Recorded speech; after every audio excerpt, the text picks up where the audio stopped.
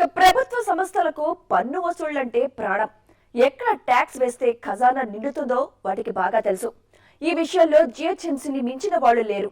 తాజాగా ప్రకటనల విషయంలో మెట్రో రైలు నుంచి సాధ్యమైనంత పన్ను పిండుకోవాలని స్కెచ్ వేసింది. పిల్లర్లపై ప్రకటనల ఆదాయంతో పాటు తమ రోడ్లపై మెట్రో నిర్మిస్తున్నందుకు అద్దె కూడా వసూలు చేసేందుకు సిద్ధమవుతోంది.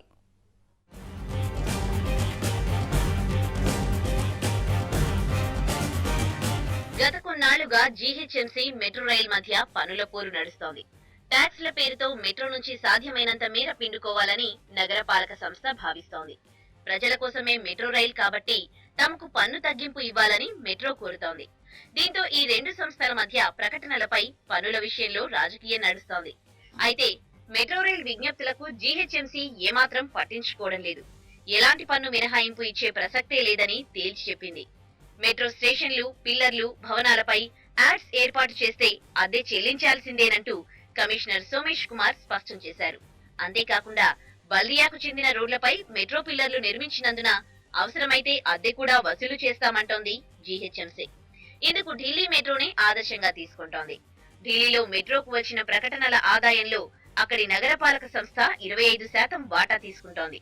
ఇదే పాలసీని ఇక్కడ అమలు చేసి మెట్రోకు వచ్చే యాడ్స్ ఇన్కమ్ నుంచి కొంత రాబట్టుకోవాలని స్కెచ్ వేస్తోంది. ఎంతో కొంత ఫీజు మొత్తం నిర్ధారించి దానిపై ఏటా కొంత శాతం పెంచుకుంటూ పోవాలని భావిస్తోంది. నగరంలో నెలకొల్పే హోర్డింగ్స్, సైన్ బోర్డ్స్, ఇతర ప్రకటనల విషయంలో త్వరలో సరికొత్త విధానం తీసుకురాబోతున్నారు.